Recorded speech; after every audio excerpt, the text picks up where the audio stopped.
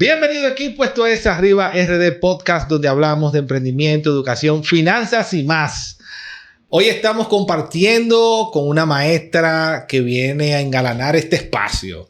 Viene a traernos información que nosotros necesitamos para nuestro crecimiento personal y, ¿por qué no, también nuestro crecimiento profesional? Con nosotros la maestra Ana Jacqueline Ureña. ¡Un aplauso! Aquí tenemos un villano que nunca aplaude. Vamos a tener que buscarle la vuelta. Maestra, ¿cómo se siente? Bien, Rafael, ¿y tú? Todo bien, de verdad me siento como que estoy un día especial de que usted esté aquí con nosotros. Gracias. Y de verdad que haya tomado su tiempo a compartir un poquito su conocimiento y a hacerle saber a nuestro público sobre un tema tan importante como es la salud mental vinculada a los negocios, al ambiente de trabajo, a lo que son los emprendedores, que de hecho, a propósito, estamos en medio de una batalla, de una reforma fiscal y se está hablando de darle la oportunidad a unos emprendedores 3 años exentos, ¿verdad? En teoría del pago de los anticipos y otras cosas más para ese tipo de público y por qué no también nosotros mismos que estamos envueltos en negocios. La maestra vino a darnos cátedra de cómo trabajar en esa área.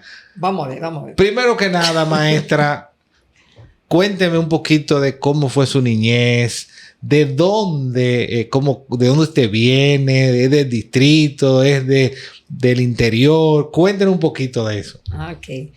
Bueno, mi familia es del Cibao. Wow. ¿Usted es liceísta? No. Bueno, señores. Yo soy aguilucha. Soy aguilucha a mucha honra. Esto empezó bueno. Bueno, vengo de un hogar muy humilde. Mis padres emigraron para la ciudad jóvenes, nosotros estábamos pequeños. Y pues me crié en un barrio llamado San Carlos. Ahí me crié junto con mis hermanos. Bueno, pues con mucho esfuerzo, nuestros padres somos todos, gracias a Dios y a ellos, profesionales. Y creo que a pesar de las carencias económicas que pudimos tener, realmente fue una niñez, vamos a decir que normal. Quizás no teníamos todo lo que uno como joven, como niño, pues hubiese querido, quizás a nivel de las cosas que le gusta a la juventud y a los niños. Pero vimos muy buenos ejemplos, muchos valores y eso nos permitió guardar como esa reserva para hoy. Qué bueno. Déjeme decirle que San Carlos diríamos, es una comunidad aquí en el distrito, un espacio en el distrito muy característico. Primero por el tema de baloncesto. Eso es caliente, que de baloncesto. Déjame decirte que yo fui, en un momento de mi juventud, nadie quizás se lo imagina, pero yo fui porrista. ¿Cómo? ¿Del equipo de San Carlos? Sí. Mire que yo tengo unos amigos actualmente que juegan ahí en San Carlos. Muy duro. De hecho, estamos en el TBS ahora mismo. O sea, que usted vivió esa vibra. Yo lo viví, entonces, claro. Es un toque de queda ahí. Oh, pero claro, yo lo viví. La barriada de San Carlos. Sí, Eso sí, es. Sí. Y el tema también de carnaval tiene una muy buena incidencia. O sea, que usted es capitaleña. Ajá, bueno, con sangre cibaeña, aguilucha. Vamos a soportar eso, está bien. Entonces, ¿cómo usted se da esto de verse involucrada en la docencia, directora de la Escuela de Psicología de la Universidad Autónoma de Santo Domingo? ¿Cómo se da todo esto? Bueno, como toda joven, de verdad, en esa época cuando inicié, pues había que trabajar. Ya. Había que trabajar. Qué bueno. Había que trabajar porque ya papi, que era el que sostenía económicamente el hogar, porque tú sabes que para mi época, pues mamá se quedaba en casa cuidando a los niños y papá era el que trabajaba. Pero ya éramos 6, porque habíamos 5 de padre y madre y una de padre. Entonces, los que trabajábamos teníamos que ayudar a los que no trabajaban, que estaban estudiando. Entonces teníamos 2 hermanos que estudiaban medicina, que hoy son 2 excelentes seres humanos, médicos, y otro hermano que es el mayor, que se fue por el área de educación, muy bueno también. Pues había que ayudar a los que no estaban trabajando.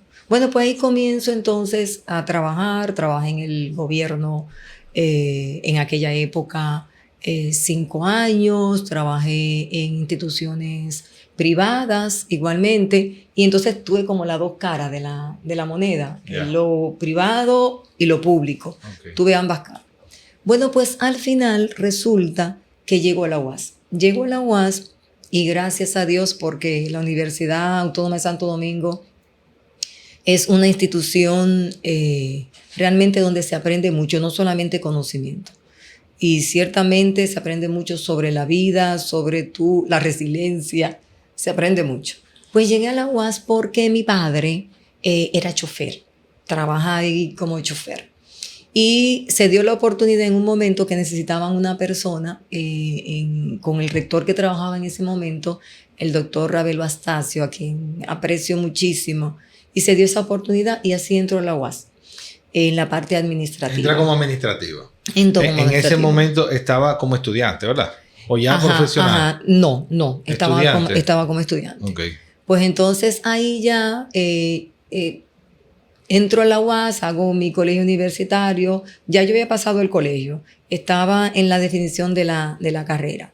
Entonces yo traía de el liceo donde estudié en Estados Unidos de América, traía vamos a decir que esa herencia de una maestra que me impactó, y siempre pasa eso. Y vamos a decir que ella pues comenzó a sembrar en mí esa espinita del tema de la psicología. Cuando llego a la UAS, bueno, duro varios años trabajando como administrativa en la Facultad de Ingeniería. Wow. Ahí conocí, bueno, la gente pensaba que yo era de ingeniería, incluso. Ahí conocí, bueno, comencé a conocer la estructura de la universidad, temas de los procesos administrativos. Poco a poco fui escalando, se dieron otras posiciones. Entonces yo traté siempre, y estando en la academia, porque te da toda esa facilidad, de irme preparando a nivel intelectual, a nivel de conocimiento.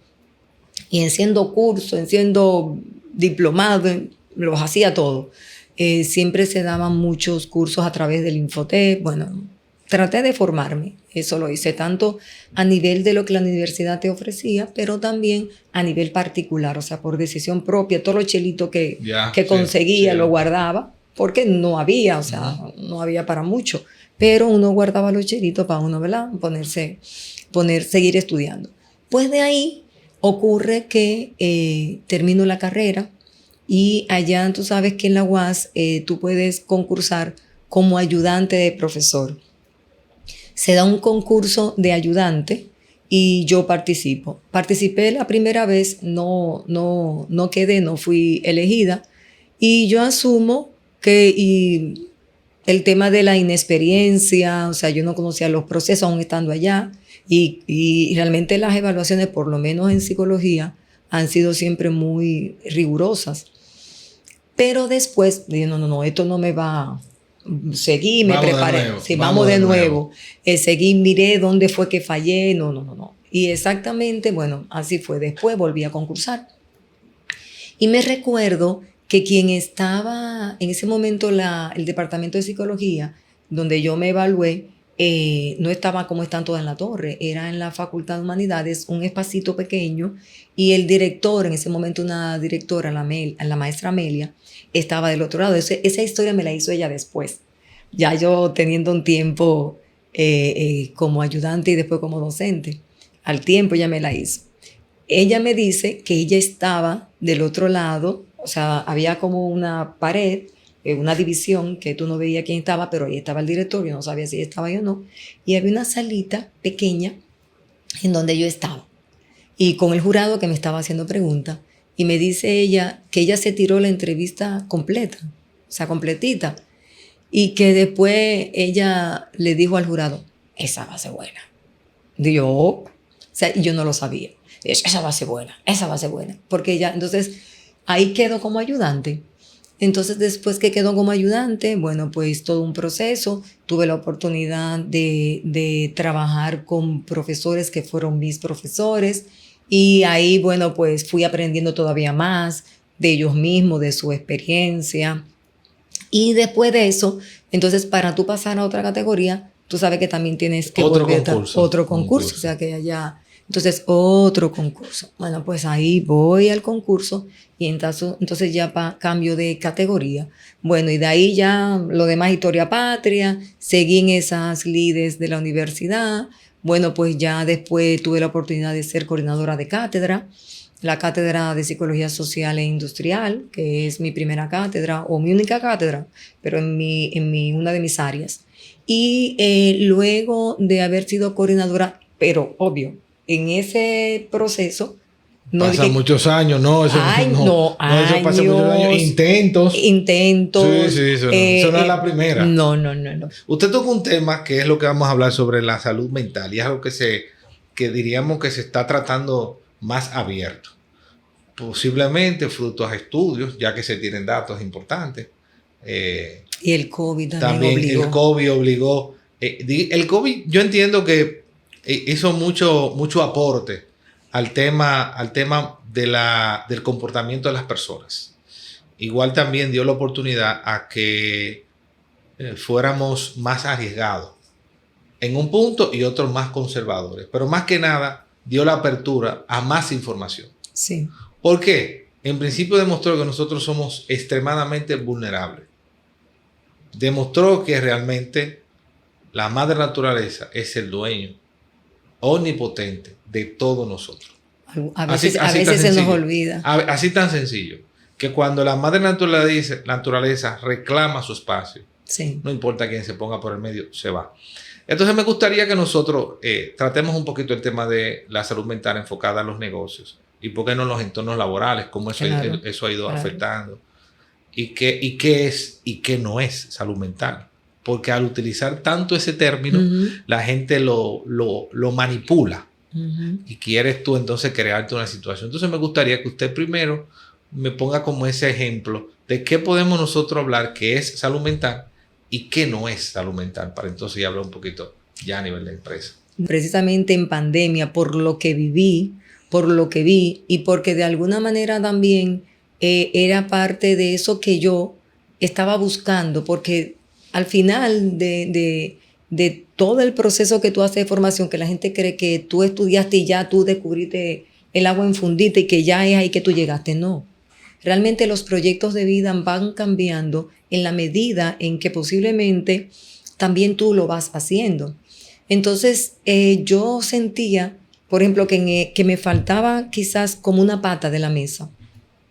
Y fui completando como las 3 patas de la mesa, porque mi mesa tiene 3. Y entonces ahí pues hago clínica.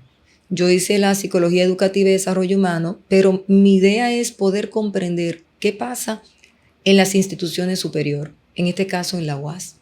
Porque tenemos docentes, tenemos estudiantes y tenemos un contexto que es el que rodea la universidad y que tiene que ver con las políticas, con las normas, con la dinámica grupal, con la dinámica, con las relaciones inter e intra, todo eso. Entonces, eso me permite unir esas patas para tratar de comprender precisamente eso, la salud mental en el ámbito laboral, en los negocios, en las empresas, que whatever es lo mismo todo. Pero, a ver, la OMS, la Organización Mundial de la Salud, dice que salud mental no es solo, la gente cree que salud mental es cuando tú no tienes una patología, cuando que tú no estás tirando piedra en la calle o que tú no andas mal vestido, o sea, todo lo contrario. Es no mostrar algún signo de una patología mental. La gente cree que, bueno, tiene buena salud mental y no es así. Realmente la salud mental hay que verla como un bienestar del individuo que lo hace capaz de enfrentarse a la realidad del día a día. Cuando hablamos de patrones que se dan con el encierro, traen también como resultado muchas acciones que nosotros no esperamos de la misma gente. Y a pesar de que ya seguimos circulando, yo creo que eso se le quedó a muchas personas en la mente, que quizás de manera, diríamos, hasta como que sale de ellos actuar. Y yo no sé si eso ha afectado tanto el tema de que la gente o muchas personas pierden el respeto diríamos, hasta al prójimo.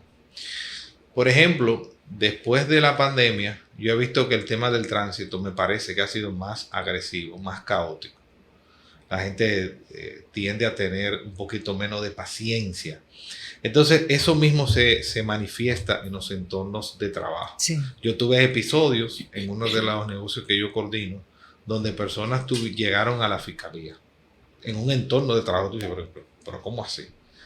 O sea, ¿cómo llegamos a este punto cuando tú sabes que no? Entonces, a mí me gustaría, para esos empresarios y también emprendedores, si pudiéramos ver algunos patrones que sí atienden a lo que es tema de salud mental. Que tú, por ejemplo, tú ves un colaborador, porque como usted dijo, hay algo que sí pudiese ser y otro que simplemente no lo es, y también de acuerdo a lo que establece la OMS, pero tú sabes que en República Dominicana tenemos un tema y es que nosotros somos todólogos. No sabemos de todo. Eso es yo no sé si es una ventaja o una desventaja. Somos muy creativos. Nosotros sabemos de todo. Pero cuando vamos al tema científico, es importante saber qué es exactamente y qué no. Si nosotros fuésemos a identificar algunos patrones que por lo menos llama la atención para nosotros decir, espérate. Aquí pasa algo. Aquí puede ser que está pasando algo. Entonces déjame darle seguimiento. Y nosotros obviamente que depuramos a unos perfiles, pero hasta ese punto no se toma en cuenta. Podemos verlo desde dos aristas. Okay. Una, el empresario, el dueño del negocio, y otra, los colaboradores. Y en el medio está la empresa. Muy ¿verdad? Bien. Vamos a hablar del empresario, sea emprendedor o sea una persona que ya tiene un tiempo con la empresa. Porque aunque tú no lo creas, el que sea una micro, pequeña o mediana empresa, influye. Sí. ¿Por qué? Porque la realidad, bueno, yo ya hablaba yo en una clase de eso, porque la realidad es diferente. Tú sabes que la microempresa, por lo regular, son familias, son personas muy cercanas. Y en esa familiaridad, pues hay cosas que se entiende que se permiten y que ya las normas se flexibilizan y que yo tengo que hablar contigo 20 veces y que tú no me haces caso, bururum, bararam. Entonces, si no se toma el negocio realmente en serio y se separa, que es difícil, lo familiar de lo laboral, de que aquí tú no eres mi esposa, de que aquí tú eres la gerente o tú eres la secretaria, mi hija, y que tú no me puedes decir que usted no vino hoy porque le duele la cabeza, por ejemplo.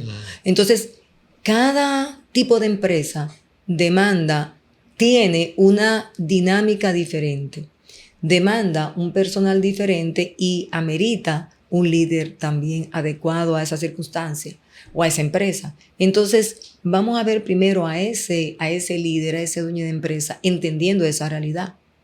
No es lo mismo que tú tengas una empresa con 5 empleados, una MIPYME, o sea, si lo vemos así, a una que tenga 500. Son realidades diferentes, como dice la salsa. Esta tiene mayor carga, mayor posiblemente complejidad en la toma de decisiones, en los problemas. Por lo tanto, la persona que le está dirigiendo posiblemente, porque hay otras estrategias personales que debe de tener el líder, posiblemente no tenga las herramientas para lidiar con el estrés, con la presión y eso. Posiblemente no significa que necesariamente sea así. O a la inversa, el que tiene 5 también posiblemente no tenga la herramienta o posiblemente la tenga, porque cada caso es particular. Pero la realidad es que que tiene 500 tiene más presión, tiene más estrés por unas circunstancias y la tiene por otra.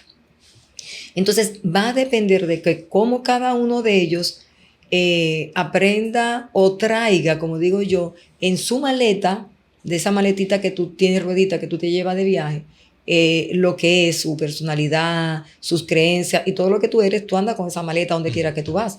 Y eso incluye los negocios, eso incluye las empresas. Entonces, si tú eres una persona inestable, porque tú eres así ya, tú no dejas esa inestabilidad en tu casa. Eso va allá. Eso va allá. Eso va allá. Eso va allá. Ujú. Entonces, por eso vemos empresas que, bueno, hoy es azul y mañana te dicen que es verde. Hoy te lo ponen de este lado y mañana te lo ponen de este lado.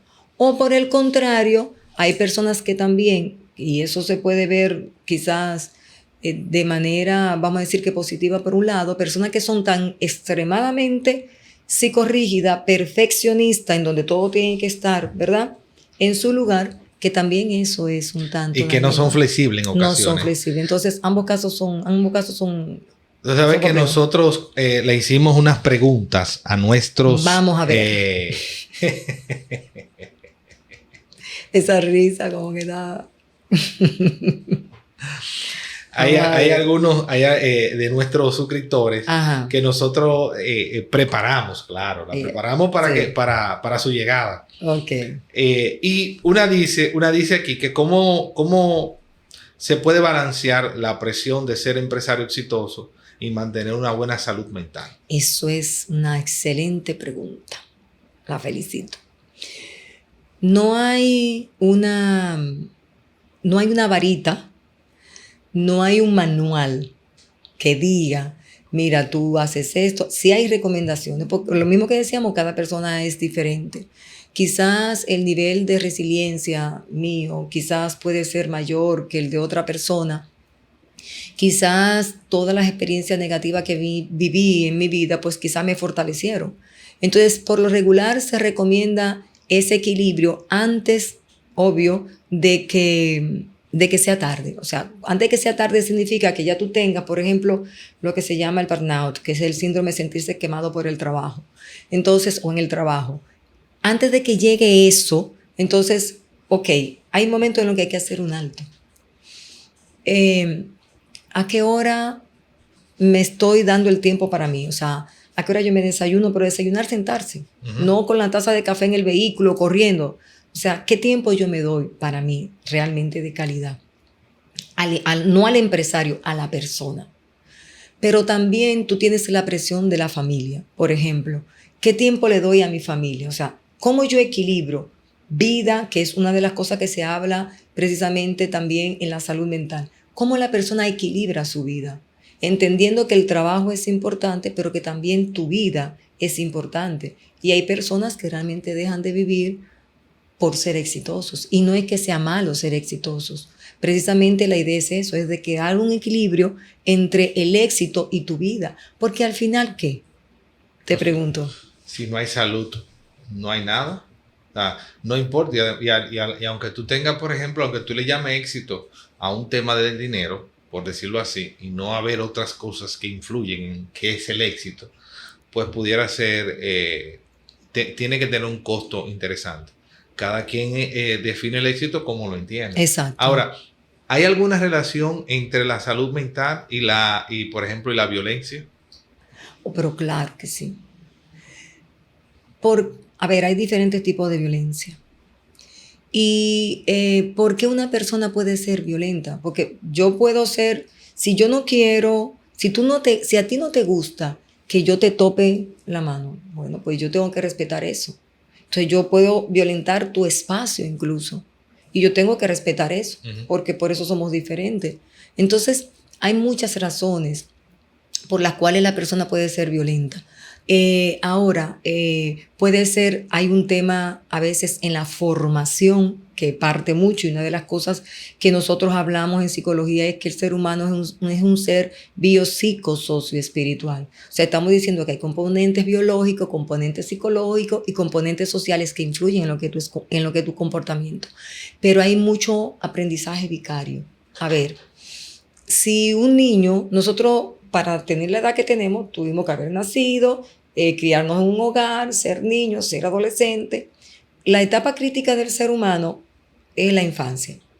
Se dice que entre 0 años, 7 años, bueno, pues es una etapa en donde el ser humano se va diseñando su personalidad, pero no la diseña el individuo. Se la diseña lo que ve a su alrededor. A menos, vuelvo y repito, que haya algo que genéticamente puede estar influyendo en eso, como el caso, por ejemplo, del temperamento. Pero cuando tú te crías en un hogar donde tú ves que papá o viceversa, mamá, para hablarle al otro lo hace gritando o da en la mesa o simplemente extrae cosas o simplemente violenta también el tema de la intimidad del otro, o sea, no hay respeto, pues entonces ya de ahí comenzamos a ver y a vivir la violencia y lo vamos replicando a lo largo de nuestra vida y eso incluye el trabajo. Por eso tú ves a veces dueños de empresa que tratan mal a sus empleados. Comienza a buscar su historia. Sí. Lo más probable es que cuando tú veas su historia, tú vas a ver una historia posiblemente de violencia psicológica, a mujeres con violencia económica, de pareja que se separaron, que no ayudaban con los hijos, etcétera, etcétera, etcétera. Violencia física, que ya, bueno, eso ya ahí va. Eso ya está rayando, se está desbordado. Sí, ya. Entonces tú ves esos empresarios que tratan a sus empleados de la misma forma en que fueron tratados. Y gente que entonces no buscamos ayuda, que es lo peor.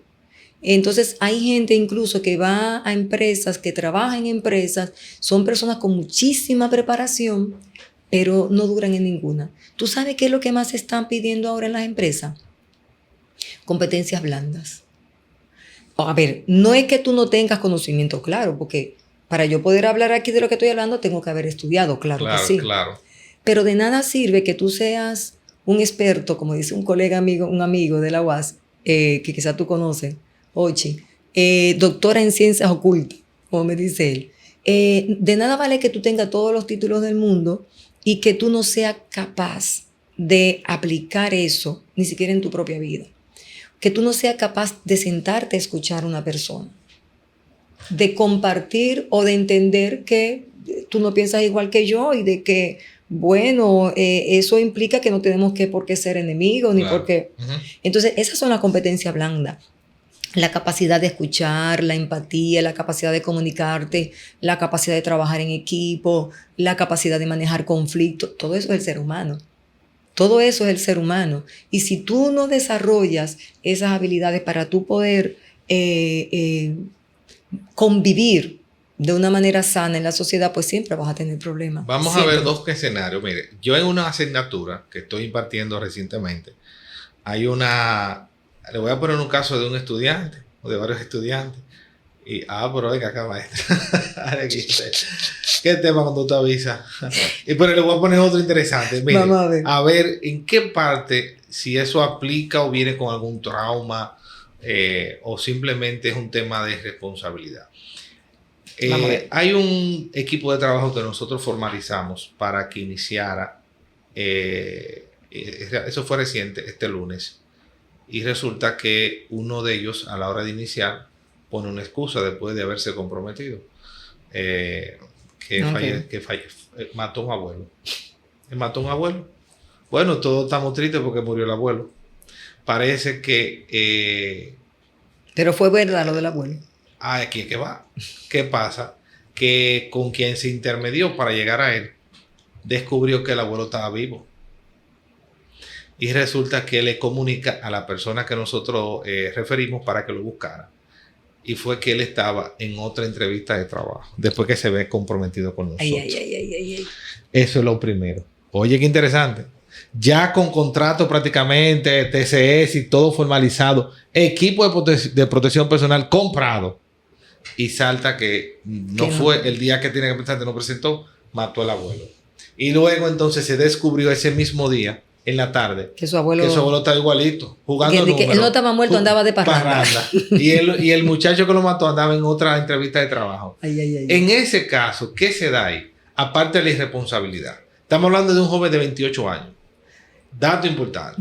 Eso es un dato sumamente importante porque estamos hablando de una nueva generación con una nueva forma de pensar. Con esto no estoy diciendo que todos los jóvenes necesariamente tengan que que seguir ese mismo patrón. No. Porque dentro de la generación, la tuya, la mía, esta nueva, pues hay elementos que influyen para que tú te sumes o no, precisamente la cultura generacional. Entonces, hay un tema de irresponsabilidad, sí, ciertamente. Y ahí me recuerdo de un colega que escribió el libro Noel, que hablaba sobre la sobre la mentira. A ver, las personas enfrentarse a vamos a decir que la verdad se dice que es subjetiva y es relativa, porque va a depender de dónde tú la mires. Si tú estás, y ahí viene el tema de percepción, si tú estás de aquel lado y tú ves un 6, yo de este lado veo un 9. Entonces, para ti tu verdad es que eso es un 6 porque tú le estás mirando de ese lado, pero yo lo estoy mirando de este lado. Entonces, hay temas de valores de esa persona y los temas de valores, entonces los vamos a unir a los temas que tienen que ver con, con la persona, lo que es, lo que cree, sus experiencias. Volvemos a la maleta. Quizá para mí sería difícil, por mi personalidad, bueno, pues hacer frente a esa realidad. Pero la juventud de ahora no valora eso. O sea, son más arriesgadas, dice, bueno, si no es este, es este, no tienen ese... Pero eso le trae una consecuencia fatal. Porque puede hacer de que en un principio tú veas eso como una travesura, pero esa travesura no te cuesta. ¿Y la referencia? Tiene un presupuesto detrás, Es interesante. Pero también hay un dato. ¿Qué pasa cuando tú tienes un estudiante que dentro de las reglas principales está, cuando se inicia, que tienes que tener equipos básicos? Dígase, las herramientas básicas, que pueda tener un libro, un cuaderno, una calculadora o alguna herramienta que sea propia para tu poder desarrollar el plan de estudio. Y que a mitad del ciclo, cuando tú vas a corregir una tarea, incluso que vayas a hacer una dinámica en el aula, no tenga la herramienta, pero que sea porque tú sabes que no la busco. ¿Qué pasa ahí? Yo me río porque pienso en los estudiantes de la UAS y pienso que eso es algo para nosotros del día a día, allá. Entonces ahí volvemos al mismo tema de la mentira. Ciertamente los jóvenes en la actualidad, y te miran y te la dicen así, sin pena, puede que ciertamente sea una realidad de que no la tenga. Puede que sea una mentira como el joven del abuelo, pero tú tienes que ser capaz de tratar de identificar si es una verdad o es una mentira. Entonces ahí el maestro tiene que tomar la decisión. Si llevo al estudiante, bueno, al punto de inflexión en donde si tú no traes la calculadora, tú no entras, que muchas veces lo hacen. Pero ¿qué pasa si es verdad que no la tiene? Entonces tú no tienes la certeza. ¿Qué pasa si es verdad que el muchacho no tiene la calculadora? Entonces, por lo menos en la UAS, tenemos jóvenes y uno lo ve, quizás en la clase presencial tú no lo ves, hasta por la forma de vestir y se nota. Sí. Pero cuando tú das clase virtual, por ejemplo, como me ha pasado a mí, que lamentablemente es una realidad porque tú sabes todo lo que pasa en la virtualidad, yo les digo, vamos a encender la cámara por lo menos un momento para yo tomar el capture, que también es necesario para las evidencias de que, ¿verdad? Y prendemos la cámara y tú te das cuenta de la realidad que hay detrás. Ah, sí, claro. Una vez yo tenía una estudiante y ella estaba delante de una fiesta de palo. Ya tú sabes, San Miguel alcanza todo lo que da ahí atrás. Y yo dije, bueno, no estaba bailando. Pero ven acá, está muy interesante. O sea, bajo esa condición, tú no sabes que realmente en que ella estaba, si en la clase o en el otro. Pero realmente lo que quiero valorar es en este caso, cuando tú sabes que ya no es un tema económico, sino es un tema ya quizá de actitud de la persona, si eso atiende a un tema de salud mental, fuera de lo que es la responsabilidad. Diríamos en el sentido de que, bueno, si tú vienes con esta característica a mes y medio de haber iniciado, o tú me haces formalizar un acuerdo para no venir, ese empleado o esa joven que esté estudiando o joven que esté estudiando dentro de un estilo de vida normal, posiblemente trae muchos temas a nivel social. Sí. Una de las cosas para tú determinar si hay alguna situación de salud mental es ver el tiempo que tiene esa persona con esa condición. O sea, porque yo lo haga un día, una vez, o porque haya sido de alguna manera intermitente, tienes que ver si eso ha sido prolongado durante qué tiempo. Incluso el DSM, sí, que tiene varias versiones, vamos a decir la última, DSM-5, para cada tipo de patología o enfermedad de índole mental, tiene un periodo que toma como referencia para decir si esta persona tiene durante 6 meses, tiene durante 3 meses tal condición, entonces se comienza a ver la posibilidad, pero obvio que eso implica que entonces hay que ver otros síntomas que pueda tener para entonces corroborar que ese es realmente el cuadro. Entonces, con esa persona en particular, habría que ver qué tan común es ese comportamiento en su vida. Pero sí, lo que tú dices es correcto, es un mal indicio. Así como, por ejemplo, cuando tú ves tu entorno, tu espacio, en las organizaciones, en las empresas, el empresario, el hombre de negocio, tú llegas a la oficina y tú ves la oficina volteada, tú ves la habitación volteada, tú ves la casa volteada. Ya tú sabes, ya tú sabes. Ahora vamos a hacer algo. ¿Qué tal si nosotros identificamos y le damos unos truquitos a esos, diríamos, gestores de recursos humanos, a esos emprendedores que somos algunos u otros son todólogos? Si le damos algunos puntos, y yo le voy a decir de lo que pudiéramos calificar como qué es y que lo que es charlatanería. Por ejemplo, que ya usted ha vivido. Y te mira, eso, déjate de eso, que eso es... Eso exactamente, eso es un charlatán, eso no aplica ningún tipo de método científico, de eso. Como diríamos cuando tú llevas, que eso se da mucho, usted que me imagino que usted es abuela ya. Ay, sí.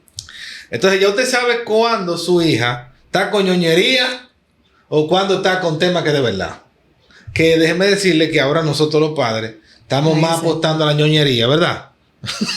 Lamentablemente. Me estoy incluyendo. No, es una realidad. Mi fuerza adelante. Nosotros y yo ¿Pero no por qué, Rafael? Ajá. Bueno, quizás por un tema de condiciones que ya uno tiene, que ha alcanzado, que cuando uno no la tenía, pues o sea, sus padres atendían a realizarlo de otra manera. Entonces, imagínese usted, mi hija, o cuando tenga hijos, va a ser todavía quizás, terrible. De hecho, se puede ver los patrones de muchos hijos cuando vienen de fuera y comparten con los de aquí, la disparidad que hay, pero terrible. Entonces vamos a ver cosas que ya usted ha vivido, que usted dice, mira, tú ves, eso es charlatanería. Pero esto ya es un tema para tomarlo en cuenta. Entonces yo le voy a decir unos cuantos y usted me va a decir si es charlatanería o si es un tema de una persona que tienda a ser conflictiva. En el entorno laboral, cuando nosotros hablamos de conflicto, es que cuando entra uno nuevo, por lo regular, se enfrenta a esa persona. Por alguna razón, llega y conecta con ella, de alguna diferencia. ¿Cómo pudiéramos ver eso? O sea, una misma persona se ha demostrado durante un X tiempo que cada vez que entra una persona nueva, tiene un tema de conflicto.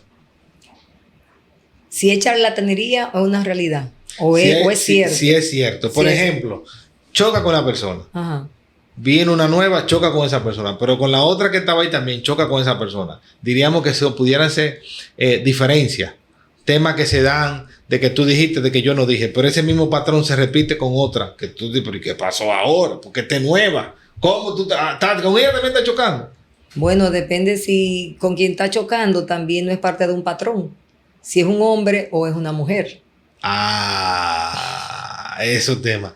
Por ejemplo, cuando hablamos de que la persona tiende a ser, ya lo hablamos, pero que tiende a responder de manera agresiva a diferentes mandatos que son propios de su actividad y que ya tú ves que lo ha hecho con diferentes, por ejemplo, colaboradores. Ahí como pudiéramos decirlo, que no le han hecho nada, pero viene fulano y responde de esta forma.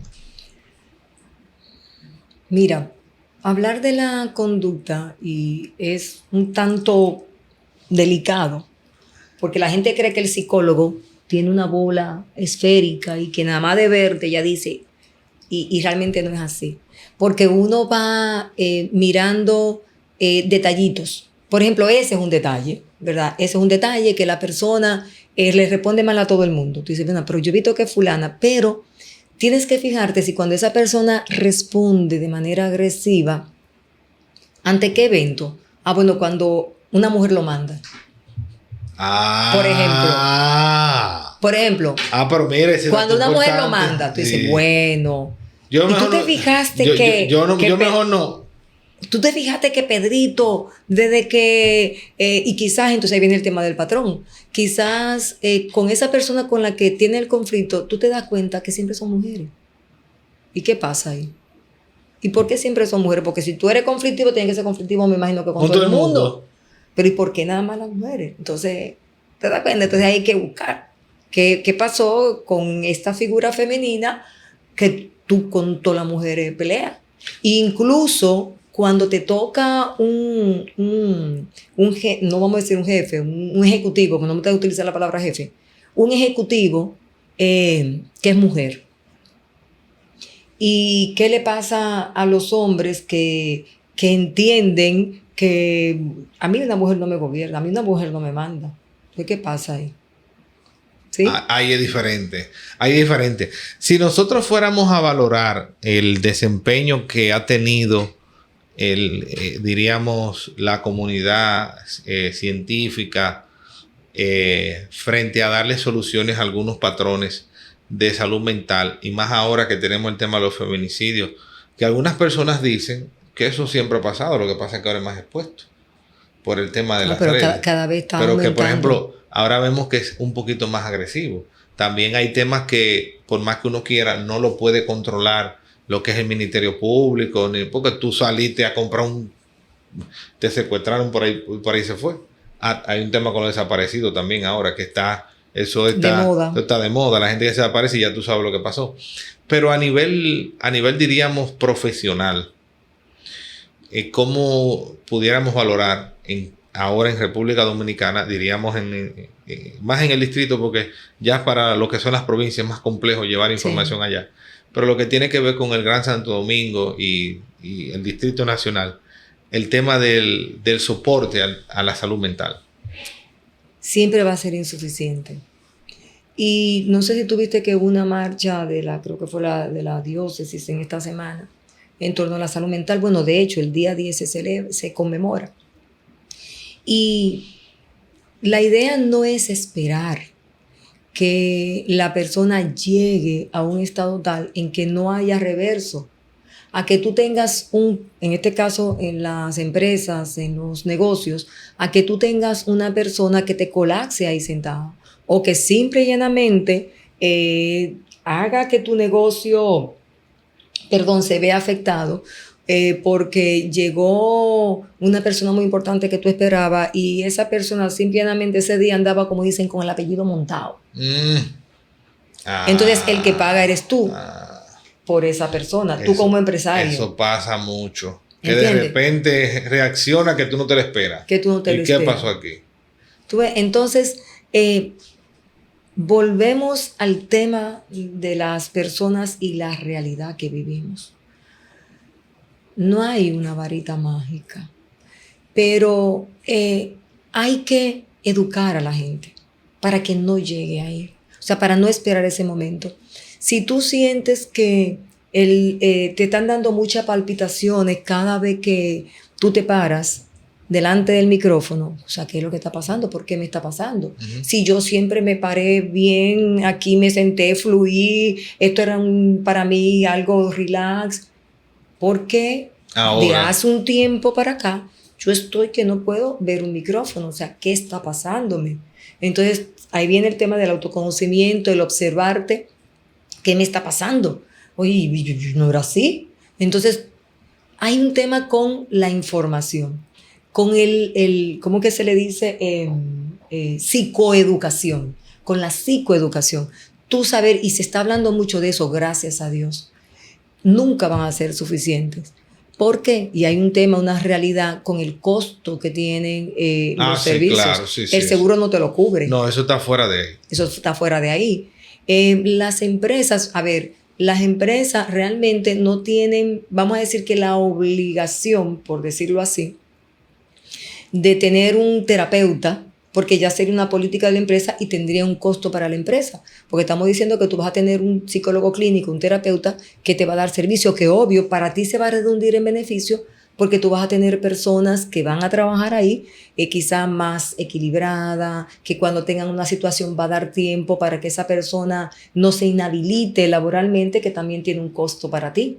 ¿De acuerdo? Entonces, la idea sería no llegar ahí, no llegar al límite en donde la persona tenga que entonces buscar una ayuda que ya amerita un tratamiento y ya lleva un proceso. Un proceso, entonces la psicoeducación es importante y todavía no es suficiente. Y algo que el Estado debe terminar de legislar es con el tema del seguro y mirando la realidad que tenemos con la salud mental, de cómo se cubre una parte, no sé, o sea, hay que buscar la manera para que se pueda gestionar el tema de la salud mental, que estamos mirando que está cada vez más en auge. Usted sabe que nosotros cuando estamos ya previo a finalizar, le solicitamos a nuestros invitados que mirando a la cámara, pues entonces que nos dé un pequeño consejo respecto a su experiencia y cómo seguirse desarrollando como persona.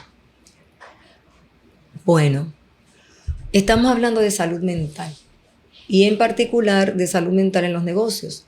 Pero no quisiera circunscribirme solamente a los negocios, a las personas que tienen bajo sus hombros mucha responsabilidad, que es cierto, no solamente porque tienen personas que están con ellos y que posiblemente dependen de sus decisiones, posiblemente no, dependen de sus decisiones, de su actuar, pero también no solo las personas, sino su propia familia, ¿de acuerdo? Entonces, eso es una realidad en un contexto. Pero en sentido general, señores, si no hay salud mental, no hay nada. Que hay que cuidarla. Haga ejercicio. Medite si a usted le va a meditar. Ore si a usted le va a orar. Equilibre su vida laboral con su vida emocional. Y esto implica pareja, hijos. Usted darse su tiempo para usted fuera de su pareja, fuera de su hijo. Entonces, cuidemos nuestra salud mental para que entonces podamos seguir siendo productivos para la sociedad. Esto fue Arriba RD Podcast, así que dale.